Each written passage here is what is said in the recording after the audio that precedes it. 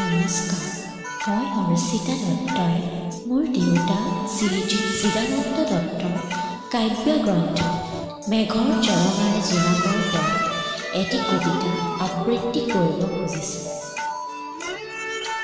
কবিতাৰ শিৰোনাম এৰা পৰলীয়া ঢেঁকীহাল, কবি চিদানন্দ দত্ত।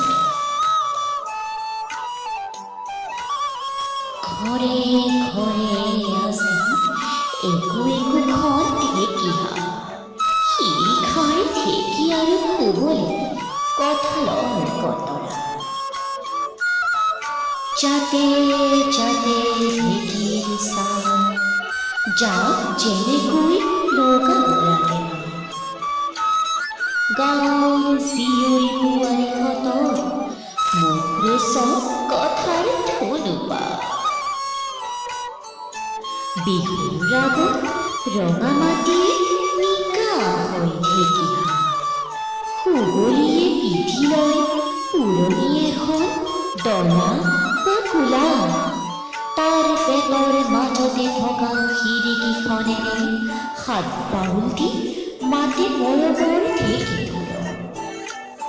বাঁহনীয়েও বগা কাপোৰ এখনেৰে খোপাটো বান্ধে। এনেকৈ বিহুৰ উৰুলি মুৰুলি মজি থাকে ঘৰে ঘৰে ঢেঁকীহাল, হৃদয়ে হৃদয়ে ঢেঁকীহাল।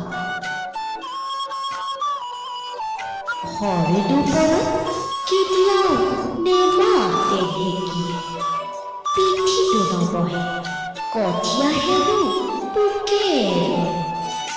কত যে কথাই জুৰি থাকে ঢেঁকীহাল।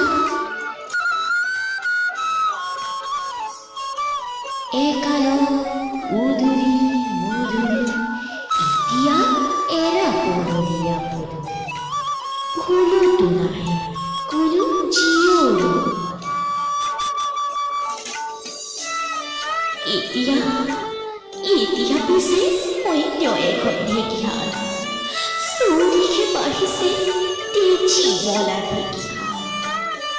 সোঁহাত খুলিছে বাওঁহাত পাতিছোঁ, ভৰি খুলিছে বাওঁ ভৰিক মাতিছোঁ।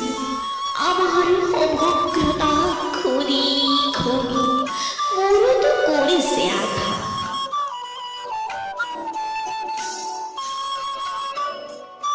সকলোৰে বুকুৱে বুকুৱে এতিয়া একো একোখন ঢেঁকীহাল। শুৱলিয়ে শুৱলিয়ে আমাৰ বুকুতে বান্ধিছে।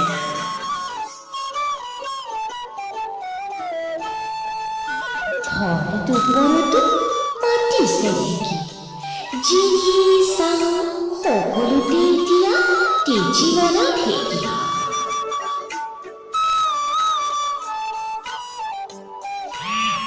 ঢেঁকীৰ মাতত এতিয়া নাহে কোনো বিহু।